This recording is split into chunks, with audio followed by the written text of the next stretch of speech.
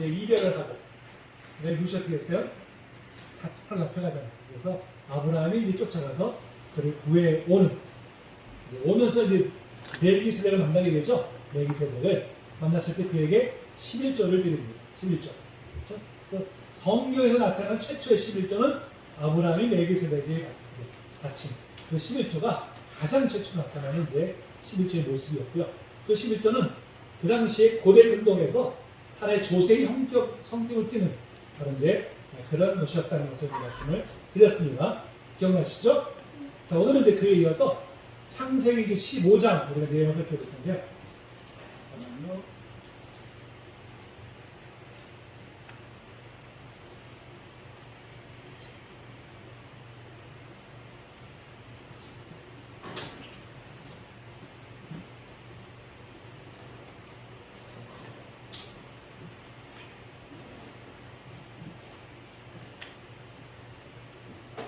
이 15장이 우리의 신앙에 있어서 아주 중요한 그런 내용이 이제 15장에 기록되어 있습니다. 자, 우리가 내용을 좀 살펴볼 텐데요. 15장 다 펼쳐주시고요. 자, 하나님께서 이제 그에게 나타나셨죠? 이제 15장 그 이후에 나오는 이후라는 것이 이제 어느 정도 시간이 흘렀는지 우리가 알지 못합니다. 이제 그 사건 후에 이제 이런 일이 있었다고 말씀드렸는데요. 환상이 나타나시죠? 나타나시면서 나는 내 방패요, 그것이 큰 상급이다. 두려워하지 말라고 말씀하세요. 자, 아브라함이 뭘 두려워하고 있을까요? 무엇을? 두려워하지 말라고 했으면 뭔가 두려워하고 있다는 거 아닙니까? 자식 없이 죽을 것을. 그렇죠? 그러니까 지금은 참 그런 것이 희박해졌지만 예전 우리가 얼마 전만 해도요, 정말 자식을 낳는 게 가장 큰 사명이었잖아요. 그렇죠? 무자한 것이 가장 큰 불행입니다. 지금 특히 이 시대는 자손을 많이 낳아서 잇는 것이 이제 가장 큰 사명이었어요. 그런 면에서 나이는 자꾸 먹어가는데 도대체 약속된 자손을 주지를 않는 거예요. 지금. 그러니까 어떻게 그 마음속에 이대로 내가 그냥 죽는 거 아닐까 하는 좀 두려움을 굉장히 떨고 있었던 것이죠. 그래서 하나님께서 두려워하지 말라고 말씀하신 것입니다. 하나님께서 반드시 그 약속을 지켜주신다는 것이죠. 지켜주신다는 것입니다. 자, 그러면서 쭉 약속을 하시는데요. 4절에 보니까요. 그 사람, 네 몸에서 날 자가 내 상속자가 되리라 그랬어요. 네 몸에서 날 자. 그러니까 지금 이제 아들이 없으니까 할 수 없이 종을 자기의 상속자가 세우려고 했어요. 그러니까 이 당시에는 자식이 없으면 자기 종을, 사랑하는 종 하나를 입적을 시켜서 그에게 이제 대를 잇게 합니다. 그러니까 로마에도 보면요. 양자 제도가 있어요. 양자 제도가. 로마 시대에 보면은, 그래서 어떤 가문에 대를 이을 아들이 없으면 그 노예 중에 한 사람을 택해가지고 자기 자식이 섰습니다. 삼아가지고 후대를 잇게 해요.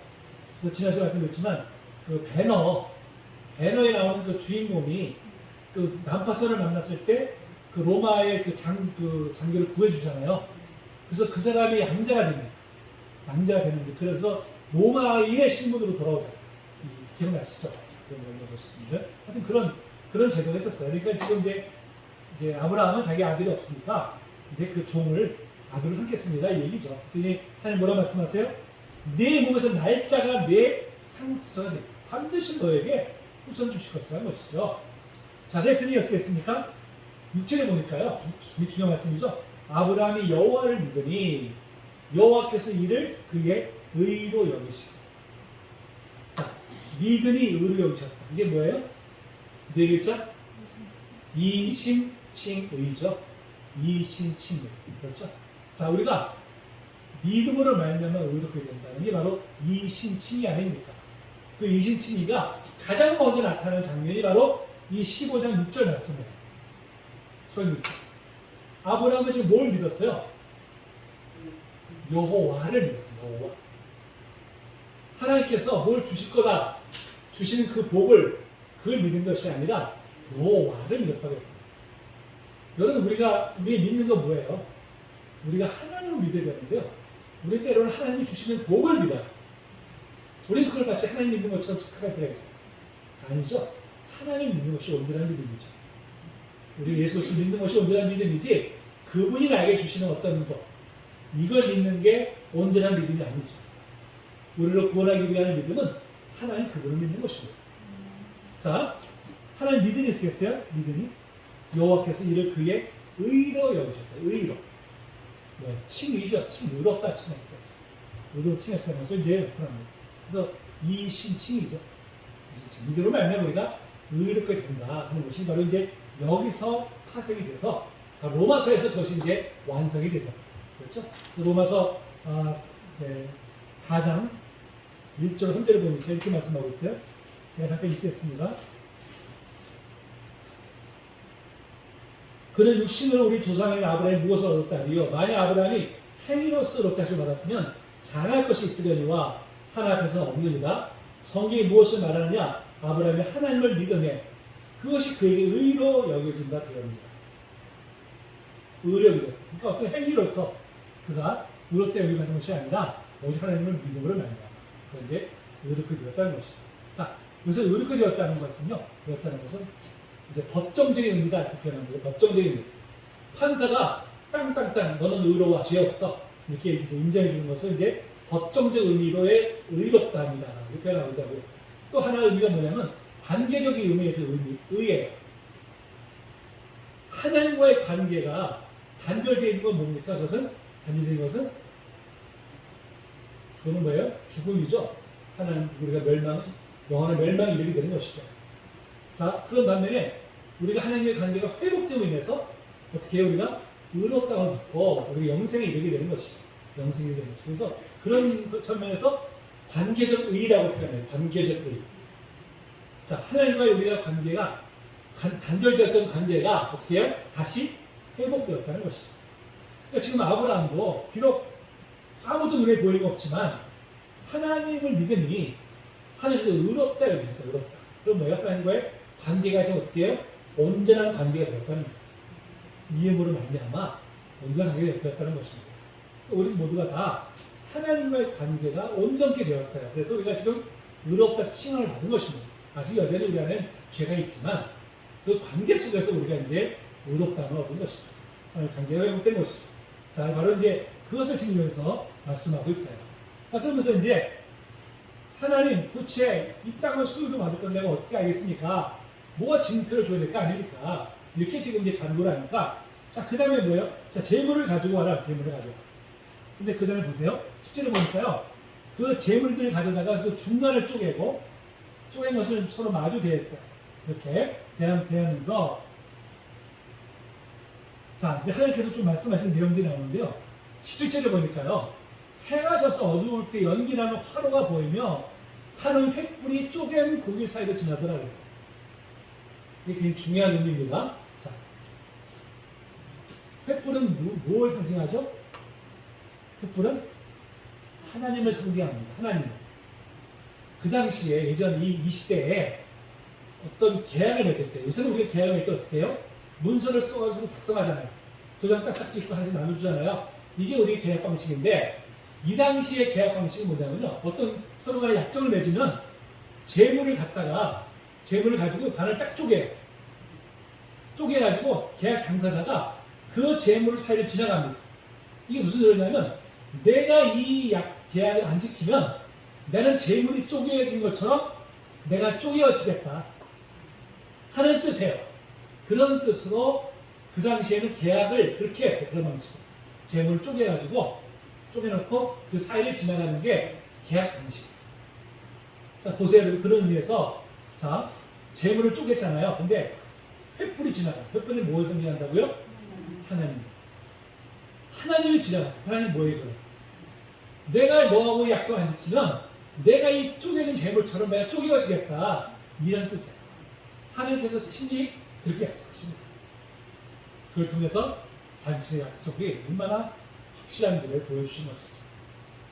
참 하나님은 굳이 이렇게까지 하실 필요가 없는데 참 사람 하나 세우려고 이렇게 애를 쓰세요. 여러분 아브라함만 그러셨겠어요? 저 여러분들 세우실 때도 그렇게 하셨어요. 저 여러분 세우실 때도요. 그냥 세워진 게 아니잖아요. 우리가 그렇죠? 하나하나 하더라도 보면 다 그냥 세워진 거 없어요. 하나님의 열심이 있었기 때문에 우리가 다 이렇게 세워가 되었어요. 이거 참 그냥 감사뿐이죠. 우리 감사를 고백할 뿐입니다. 자, 그 안에 보니까 이제 하나님께서 이제 13절에 보니까요. 네 자손 이방에서 계기 되어 400년 동안 그들을 이제 설 것이다 말씀하고 있습니다. 그러면서 이제 다시 내가 그들을 돌아오게 할 텐데 그 이유가 뭐냐 했더니 16절에 보니까요. 자, 4대만 있다가 이는 아모리 족속의 죄악이 격세에 갔다 그랬어요. 자, 하나님께서 이스라엘 백성들을 가나안 땅에 들어가게 하신 것은 물론 이스라엘 백성들을 사랑하셔서 그들에게 이 땅을 허락하시는 목적도 있지만 또 하나 목적이 뭐예요? 그 땅에 거하는 아모리 자손들의 죄악이 얼마나 참 하나님께서 보실 때 정말 용납할 수 없는 죄악인지 그들의 죄악을 심판하시기 위해서 가나안 이 이스라엘 백성들을 가나안 땅에 들어가신다는 거예요. 그래서 혼자 우리가 알다시피 가나안 땅에 들어갈 때 어떻게 해? 다 진멸하라고 했죠. 진멸. 다 진멸하라고 했죠. 아니 하나님 너무 무서운 하나님이야. 저렇게 어떻게 사람을 다 죽이라고 그래? 그건 피상적으로 보는 거고요. 그 땅에 있는 사람들의 죄악이 너무나 끔찍해요. 하나님께 더 이상 용납할 수가 없기 때문에. 그래서 이제 그들을 심판하시는 그런 의미도 있어요. 그러면 이스라엘 백성들이 그 땅에 들어갈 때, 자, 그 아모리 족속의 자식 속에 죄악이 크기 때문에 그들을 심판하시기 위해서 이스라엘 백성들을 들어가게 하셨다면, 여러분 이스라엘 백성들을 그 안에 들어갔을 때, 만약 그들이 아모리 자식처럼 그런 죄악을 저지르면 어떻게 되겠어요? 똑같은 신세가 됩니다. 똑같은 신세. 하나님의 백성이라고 해서 무조건 다 용납해 주는 것이 아니라는 것이죠. 나중에 결국은 그들이 그걸 깨닫지 못해가지고 계속 죄악을 범하다가 결국은 이제 나라를 잃어버리고 이런 일을 맡게 되죠. 그래서 우리가 이걸 볼 때 하나님께서 참 인간을 하실 때 항상 뭐예요? 임계점이 있다는 거예요. 임계점이 있다는 거예요. 그 때가 있다는 거예요. 한도가 있다는 거예요. 하나님 무작정 무한정으로 다 그냥 인내하시고 자비로우시고 용서하시는 그런 하나님이 아니시라는 거예요. 분명히 그 임계점이 있다는 것이죠. 그래서 우리가 이제 분명히 알아야 되겠죠. 자, 그럼 16장에 넘어가면은 자, 그래도 어떻게 해요? 계속 출산을 못하는 거야, 출산을. 성공하셨는데 아주 바로바로 안 주시지. 왜 이렇게 안 주셔가지고. 시험하신 너무 시험하신 분들 같거든요. 하여튼간에 이제 기다리면 어떻게 했어요? 사례가 안 되니까 내 좀 하가를 들여서 거기서 손을 봐라 하고 이제 번면을 합니다. 번면이고 어떻게 아브라함이 내가 얼른 그냥 하가를 들여다가 이제 거기서 손을 보게 되죠. 손. 바로 이제 이스마엘을 이제 그래서 거기서 이제 태어나게 됩니다. 결국 뭐예요? 하나님께서 그렇게 약속했잖아요. 자신이 횃불 사이를 지나가는 그거에서 보여주셨는데도 시간이 지나가니까 어떻게 해요? 지나가니까 또 잊어버리는 거예요. 또 흔들리는 거예요, 마음. 이게 참 우리게 인간이 이렇게 참 연약한 사람들이죠. 그렇죠? 아브라함도 우리가 믿음의 주가 믿음의 주가 하지만 사실은 이렇게 연약한 사람이에요. 제가 지난 시간에 말씀드렸지만 그가 처음부터 절대 믿음이 좋은 사람이 아니었습니다. 우리가 다 똑같은 사람. 정말 연약한 사람. 때로 우리보다 더해요. 우리 아무리 위급해도 10,000원 안 팔아먹어. 자기 10,000원까지 팔아먹는 이런 짓까지 하는 사람인데 그 사람이 하나님의 사람을 세워지고 믿음의 조성을 세워지게 된 과정은 그가 한 것이 아니라 하나님께서 하신 것이에요. 하나님께서 그를 다뤄가시고 지금 11장도 결국 하나님의 말씀을 믿지 못해서 결국 인간의 방법을 또한 동원하는 다른 그런 모습을 좀 보여주잖아요. 이것 때문에 어떻게 해요? 결국 갈등이 생기기 시작해요. 지금 아람 민족이 다 이스마엘의 자손이라고 해요. 이스마엘의 자손. 결국 지금 이스라엘과 정말 이 아랍의 자손들이 극한 대립을 하는 게 다 여기서부터 이제 연유가 되는 것을 우리가 이제 보게 되죠. 그만큼 참 하나님의 약속도 참 시간이 지나다 보면 이렇게 참 흔들리고 신뢰하지 못하는 바로 이제 그런 모습을 봅니다. 자, 그러면 이제 17장에 볼까요? 17장. 좀 빨리빨리 진행하겠습니다. 시장에 보니까 하나님 아브라함이 어떻게 해요? 99세 때에 나타났어요. 무려 13년의 공백을 들어요. 무려 13년의 공백. 그러니까 그가 하나님 약속을 믿지 못하고 하가를 통해서 이스마엘을 얻고 난 후에 무려 13년 후에 나타나십니다.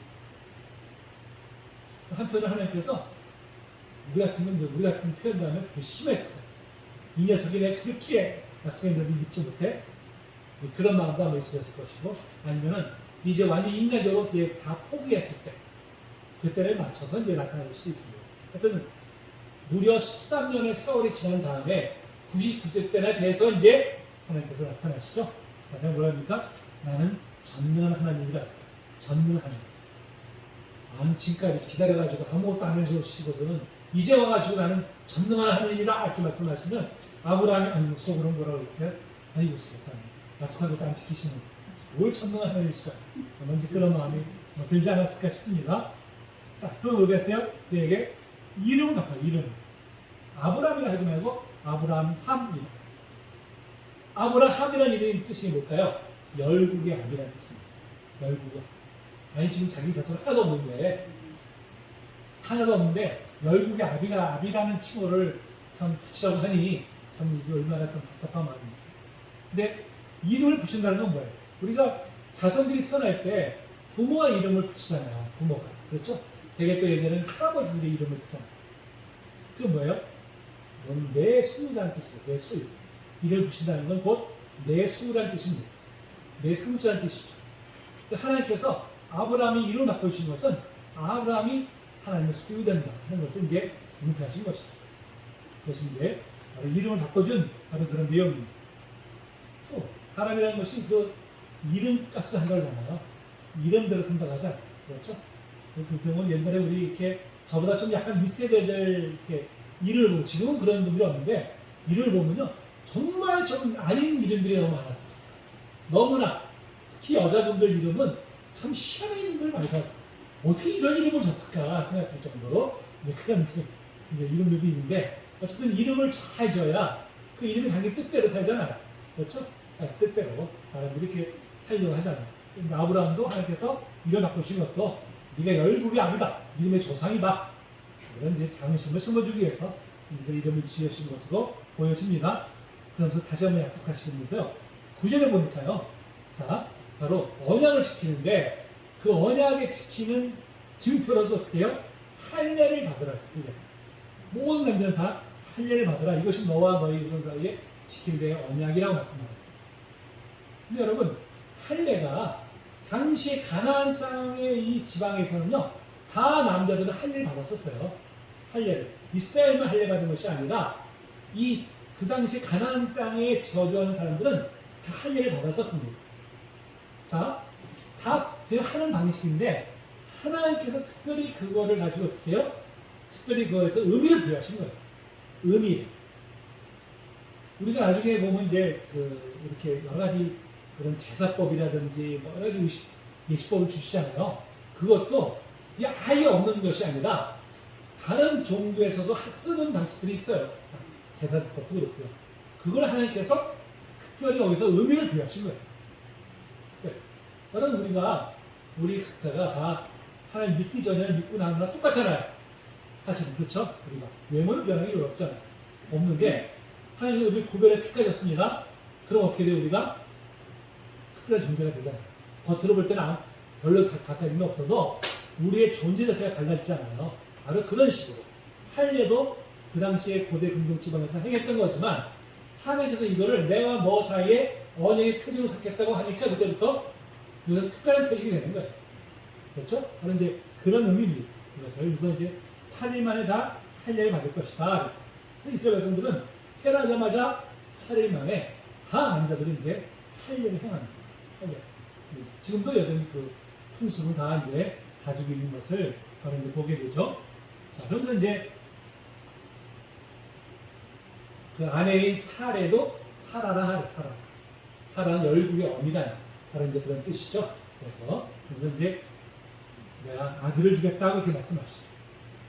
그 말씀하실 때, 자, 17절 보니까 아브라함이 엎드려 웃으며 그랬어요. 웃으며. 아이고, 참, 너무나도 잘하셔. 하나님께 하면 그랬을 것 같아요. 아이고, 하나님. 지금까지 안 주셨으면서. 제가 지금 나이가 99세인데. 우리 아내가 지금 89세인데, 이제 다 끊어졌는데, 뭐 소망이 있다고 지금 저한테 웃으며, 믿지 못하는 것이죠. 하나님께서 다시 한번 다짐해서 19절 말씀하잖아요. 아니다. 아예 이름까지 줘주시오. 이삭이라. 이삭이 뭐예요? 기쁨이라는 뜻이죠. 무슨 이삭이라 하라. 이제 다시 한번 약속을 이제 해 주십니다. 어쨌든 아브라함이 이제 하나님의 약속의 말씀을 붙들고 또 그 이제 할례를 행하는 다 이제 행하게 됩니다. 자, 이어서 이제 18장으로 넘어갑니다. 18장으로.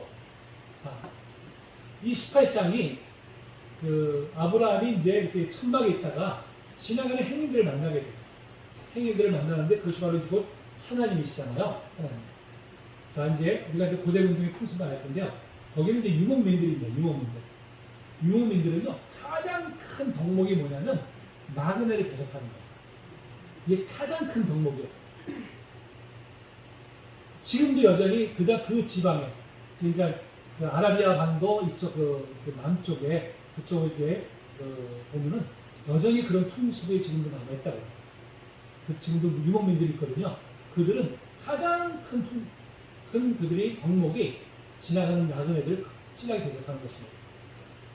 여기 계신 여자분들은 좀 불쾌하겠지만요. 심지어 나그네한테 자기 딸도 갖다 바쳐. 딸. 그런 일도 지금도 있어요. 지금도. 이해하지 못하죠. 근데 그게 그들에게는 가장 큰 덕목이에요. 그러니까 지금 아브라함이 하나님이기 때문에 대접한 게 아니라 나그네이기 때문에 대접한 거예요.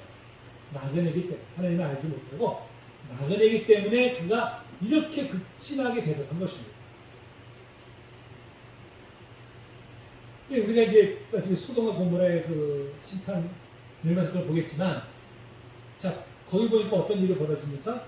나그네를 대접을 안 해. 롯만 대접을 해. 롯만. 결국 뭐야? 그 도시가 멸망받아 마땅한 도시다 하는 점을 빼지게 되는 것이죠. 그것을. 어떤 이제 지금 아브라함이 너무나 극진하게 하잖아요. 뭐 엎드려서 뭐 간청을 하고, 아니 누가 손을 대접하는데 그렇게까지 합니까? 우리의 어떤 그런 문화를 가지고는 이해를 못하는데 그 시대의 문화를 가지고는 이제 이것이 가장 큰 덕목이기 때문에 이렇게 이제 극진하게 대접을 하는 것입니다. 그러면서 이제 어떻게 해요? 요리를 하고 막 대접을 하고 이제 극진하게 막 이제 대접을 합니다. 자, 그랬더니 하나님께서 드디어 이제 말씀하시죠. 내가 돌아올 때 1년 후에 내게 아들이 있으리라 하고 이제 말씀을 하십니다. 그때부터 아마 이제 아브라함이 하나님이 현현이구나 하는 것을 알게 됐어요. 그럼 도대체 이 하나님이 도대체 이분 누구신가? 이제 성자 하나님. 우리 구약 시대에도 보면 지금 우리가 성자 하나님께서 예수 그리스도로 탄생하셨지만 구약 시대에도 보면요, 바로 이렇게 나타나시다든지 아니면 여호와의 사자로 나타나요. 여호와의 사자는 천사가 또 있지만 대부분은 다 여호와 자체가 썼어요. 하나님 자체라고 했습니다. 그러니까 왜 그 삼손의 부모가 여호와의 사자를 보고서 우리 죽었다 그랬잖아요. 여호와를 봤으니까. 뭐예요? 여호와의 사자 곧 여호와라는 뜻이죠. 그러니까 구약에서 나타난 그런 그 여호와의 사자들은 다 성자 하나님께서 성육신하신 것이다. 이렇게 보는 것이 이제 정확한 판단일 겁니다. 그러니까 지금 바로 성자 하나님께서 오신 것이죠. 오신 분이 바로 이제 그걸 알아보게 된 거죠. 알아보게 된 거예요. 하나님께서 오셨구나. 이제 알아보게 된 것입니다. 그런데 어떻게 했어요? 그냥 웃죠. 사라가 웃잖아요. 왜 웃냐 그랬더니 거짓말까지 안 웃었다고 당황하면서 하여튼 1년 후에 너에게 이제 아들이 있을 것이다 이렇게 말씀하시죠. 자, 그러면서 이제 16절부터 보니까 바로 이제 소돔을 이제 심판하시는 이야기를 합니다. 그렇죠? 자, 여호와와 그 천사 둘이서 소돔을 향해서 걸어가죠. 근데 생각해 보세요. 아니 여호와께서 그들의 그 사정을 몰라서 직접 내려와 보셨을까요? 몰라서? 하늘을 보고 다 아시잖아요. 그들이 어떤 짓을 저지르고 있는지 다 아시는데 왜 굳이 이렇게 육신의 몸을 입고서 오셨을까? 직접 가서 보겠다고 하셨을까? 우리가 이제 그걸 한번 생각해 보게 됩니다. 뭐 이유가 우리가 정확하지 않겠지만 저는 그렇게 생각해요. 아브라함을 만나서 미리 말씀하시잖아요. 이게 뭐예요? 아브라함 보고 나 좀 말려라. 말려. 내가 저들을 심판하려고 하는데 나 좀 말려. 어떤 그런 이 심판을 지연시키고자 하는 어떤 동기를 만드시기 위해서 일부러 오셔서 아브라함을 만나신 것이다. 저는 그렇게 생각합니다. 하나님은 공의 하나님이시기 때문에 죄악에 대해서 심판하셔야 되는데요. 심판하셔야 되는데 또 하나님은 사랑의 하나님이시죠. 또 인내하시는 하나님이시죠. 어서니 그를 또 용서하기를 원하시죠. 그 용서를 어떻게 해요? 아브라함의 중보 기도를 통해서 하나님께서 명분을 잘못신 야 나는 심판하려고 했는데 아브라함이 그렇게 간청하니까 내가 그의 기도를 듣고 내가 이제 심판을 고려했단다. 뭐 이런 명분을 삼기 위해서 아마 오신 것이 아닐까 내가 이제 그렇게 추측을 해봅니다. 자 아브라함이 어떻게 했어요? 50년, 뭐 40년, 30 계속해서 하나님 간청하자. 의인이 있으면 그들을 같이 멸하는 것이 부당합니다. 그들 멸하지 마시옵소서 간청하죠. 최대한 10명까지 가잖아요. 10명까지. 의인은 아브라함도 더 이상 간청할 염치도 없고 또 한편으로는 그래도 10명은 있겠지 하는 이제 그런 마음이 아마 이제 있었을 거예요. 그래서 이제 그 정도에서 아마 이제 기도를 아마 멈췄을 것이고 뭐 그렇게 하면 이제 보여집니다. 그러니까 하나님은 우리의 중보 기도를 통해서 하나님의 의당 행하실 심판도 유보하시는 분이세요. 우리가 중보 기도에 대한 이유가 바로 여기 있는 것입니다. 그렇죠? 우리가 세상을 위해서 또 우리가 믿지 않는 사람들을 위해서 우리가 중보 기도해야 되는 것도 바로 이제 그 뜻이 있는 거죠. 하나님은 반드시 어떻게 우리의 기도를 통해 역사하세요. 우리의 기도를 통해서 그냥 역사하시지 않습니다. 항상 우리의 기도를 통해서 역사하시기 때문에 누군가를 정말 구원하는 일도 우리의 기도를 통해서 역사하십니다. 그러니까 우리는 기도를 심는 거예요. 그러니까 지금 당장 그게 열매 안 맺어도요. 하나님도 나중에 다 하시더라고요. 열매를 다 그것을 맺게 하시더라고요. 저도 이제 제 친구들이 고등학교 때 친구들이 그렇게 제가 막 전부하고 교회 데리고 오고 막 해도 그때 열매가 없었는데 나중에 이거 다 보니까 열매가 나오더라고요. 열매가 그렇게 나타나고 우리 그냥 심으면 하나님께서 하십니다. 자 이렇게 했습니다. 19장에 이제 볼까요? 소돔의 죄악이죠. 소돔의 죄악.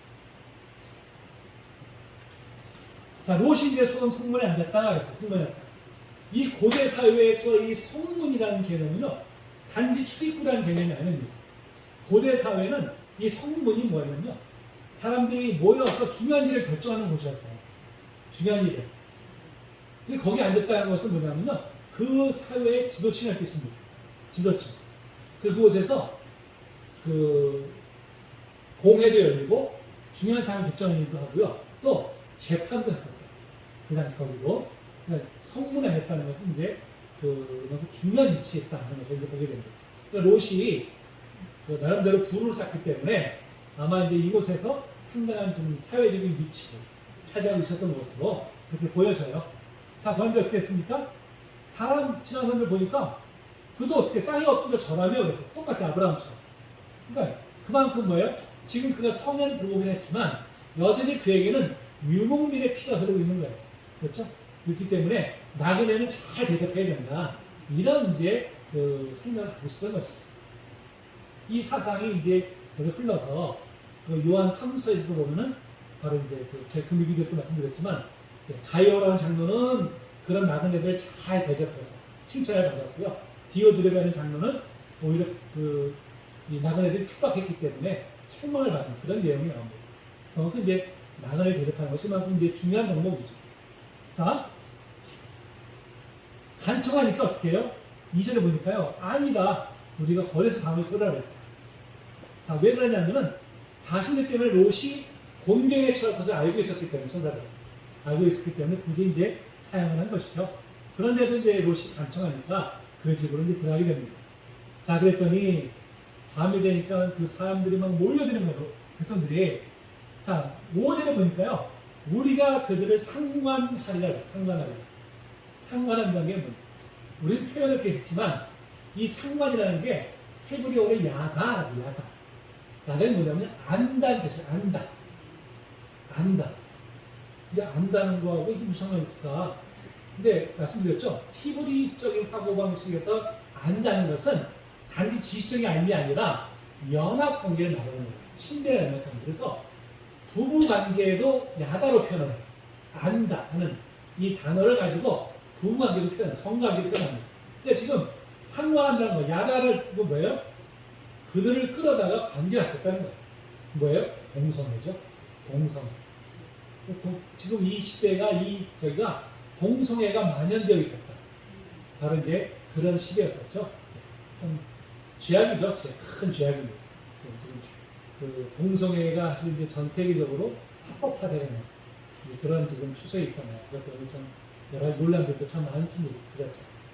그러면 정말 하나의 창조 질서를 부정하는 거죠. 부정하는 것이고요. 인류가 그러면 존재를 하지 못하잖아요. 존재를 하지 못하기 때문에 인류가 멸망에 이르는 거죠. 근데 이제 그런 것보다는 한 개인의 어떤 그런 뭐 인권 이걸 더 중요하게 여기는 그런 이제 추세다 보니까 그것도 이제 용납해야 된다. 뭐 그렇게 분위기가 이제 막 가긴 합니다만은 그건 분명히 창조 질서에 이제 어긋나요. 바로 그런 행동이죠. 소돔과 고모라가 그래서 그 대표적인 동성애자 이렇게 됐어요. 동성애자를 가르쳐서 소도미스트라고 소도미스트. 소돔 사람. 지금도 소도미스트라고 표현하는데 그게 바로 여기서 유래된 단어입니다. 동성애자들을 소도미스트다 이렇게 표현하죠. 자 이제 그렇게 보면 그러니까 어떻게 해요?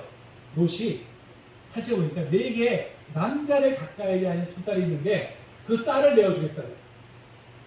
아니 어떻게 나그네를 보호하려고 자기 사랑하는 딸을 내어놔. 이건 사실 우리로서는 상상도 할 수 없는 이야기지만 아까 말씀드렸듯이 그 지역, 그 시대의 그 문화에서는 그 어떤 것보다도 나그네를 잘 대접하는 게 그게 가장 큰 덕목이었기 때문에 바로 이제 이러한 이제 자기 딸도 내어주겠다는 이런 행동까지 하는 거예요. 그러니까 어떻게 해요? 천사가 얼른 그들을 다 이제 끌어들입니다. 끌어들여서 끌어들이고 어떻게 해요? 결국 이제 그들을 멸망시키는 일을 이제 시키기로 결정을 이제 하게 되죠.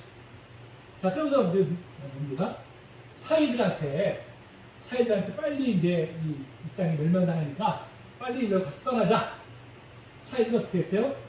10절에 보니까 그 사이들은 농담으로 여겼더라 그랬습니다. 농담. 아이고 하늘에서 무슨 불이 떨어져. 말도 안 되는 장인어른이 좀 정신이 이상해졌네. 이러면서 이제 그 두 딸의 그 사위들이 다 이제 호수만 칩니다. 롯이 어떻게 지체했어요? 왜 지체 안 하겠습니까? 그동안 자기가 쌓아놓은 부가 다 여기 있는데 그동안 이것 때문에 아브라함도 버리고 자기가 여기까지 왔는데 얼마나 안타깝겠어요. 얼마나. 근데 그 두 관련이 얼마나 안타깝겠습니까? 못 떠나는 거죠. 사람이 참 애매한 거잖아요. 자기 생명이 지금 내려오는 시기인데도 그 재물이 눈에 얻어가 그것 때문에 묻지 못하고 떠나지 못하는 이런 모습이잖아요. 그렇기 때문에 순간들이 강제로 맡긴 거예요. 이제 끌어내면서 절대 어떻게 해요? 뒤를 돌아보지 말라고 합니다. 돌아가도 방금 어떻게 했어요? 20절에 보니까 롯의 아내는 뒤를 돌아보았으므로 소금 기둥이 되었더라 그랬어요. 소금 기둥. 여기가 지금 사해는 사해가 연해잖아요. 소금으로 된 바다입니다. 그렇죠? 여기는 생물이 살지 못해요. 사람 몸이 그냥 뚝뚝잖아요. 이렇게. 그러니까 이 지역이 소금이 많아요. 이 지역 자체가. 그래서 바위에서 소금을 채취합니다. 이 지역 자체가. 워낙 소금이 많은 지역. 그래서 아마 이제 그 소금 기둥이 되었다는 것이 아마 그래서 이렇게 소금 기둥을 만든 것이 아닐까 하는 이제 그렇게 우리가 이제 생각하게 됩니다. 그래서 이제 거기에 하나님께서 이제 이렇게 심판을 하시죠. 결국 이제 그들이 멸망당합니다. 자, 이제 롯이 잠깐 이제 가까운 성으로 피했는데 거기도 두려운 거예요. 언제 또 심판이 올지 모르니까. 그래서 두 딸을 데리고 이제 동굴로 올라가죠. 동굴로. 자, 올라갔더니 어떻게 했어요? 딸들이 자기 아버지 술 먹여서 아버지와 관계하는 거예요. 아버지야. 자, 근데 뭐라고 표현하냐면요. 31절에 보니까 우리의 대표될 사람이 이 땅에는 없으니 그랬어요. 이 땅이 어디예요? 소돔과 고모라잖아요. 소돔 고모라 멸망했잖아요. 근데 아니 땅이 거기뿐입니까? 다른 곳에도 많이 있잖아요. 다른 곳에서도 얼마든지 대표를 구할 수 있는데 지금 이 땅에는 없으니 아버지하고 동침하자. 이게 뭐예요? 그만큼 소돔에 살면서 그들의 이 사고 가치관이 아주 잘못되어 있는 것을 볼 수 있죠. 그러니까 정상적인 어떤 그런 관계가 아니라 세상의 근친상간이라고 하는 정말 도저히 용납할 수 없는 그런 행동을 선장으로 합리화시키는 거죠. 합리화. 이 땅에 사람이 남편이 잘 없으니까 우리가 할 수 없이 아버지하고 해서 그런 이제 죄악이 가득 차 있는 다른 이제 그런 모습이죠. 참 우리가 그래서 어디에 평소에 거주 하느냐가 정말 중요한 거예요. 우리 소돔과 고모라에서 오랫동안 생활하다 보니까 그들이 생각하고 행동하는 모든 것들이 어떻게 해요? 너무나 당연시 돼버린 거예요. 거기 젖어버린 것이죠. 이게 죄인지도 모른 채 그냥 그렇게 살아왔던 것이죠. 결국 그래서 이제 불행하다. 모압과 암몬이라고 하는 이제 자손이 거기서 이제 탄생하게 되는 것을 우리가 이제 보게 됩니다. 자, 근데 이제 우리가 이제 그래서 한 가지만 더 짚고 마치려고 하는데요.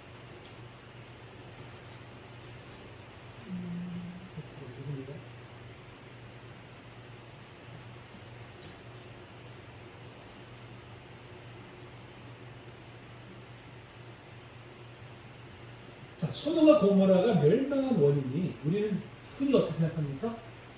동성애가 만연해서. 우리는 보통 그렇게 생각들을 많이 하잖아요. 그런데 성경 어디에도 동성애 때문에 하나님께 심판하시는 말씀은 없어요. 성경 어디에.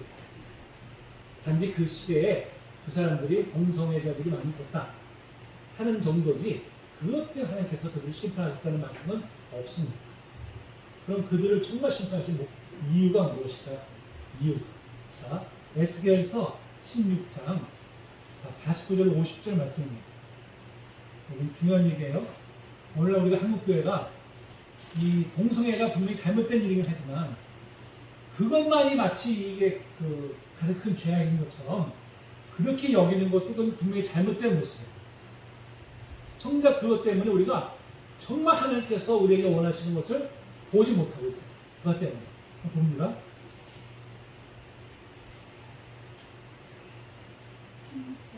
자, 에스겔서 16장 49절 50절 말씀.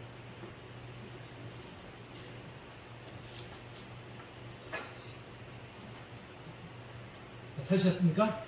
우리 한 목사 함께 읽겠습니다. 시작. 내 아우 소돔의 죄악은 이러하니 그와 그의 딸들에게 교만함과 음식물의 풍족함과 태평함이 있으며 또 그가 가난하고 궁핍한 자를 도와주지 아니하며 거만하여 가증한 일을 내 앞에서 행하였습니다. 그러므로 내가 보고 곧 그들을 없이 하였느니라. 자, 하나님께서 소돔과 고모라를 심판하신 이유가 뭐예요? 동성애라고 말씀하고 있습니까? 아니에요. 교만함. 그들은 풍족한데 정작 어려운 자들을 도와주지 않고 자기들만 배부르는데 급급했던 바로 그것 때문에 그들을 심판하셨다고 말씀하고 있습니다. 우리가 지금 한국교회가 지금 동성애가 하면 2년화가 됐어요. 2년화. 동성애 물론 큰 죄악입니다.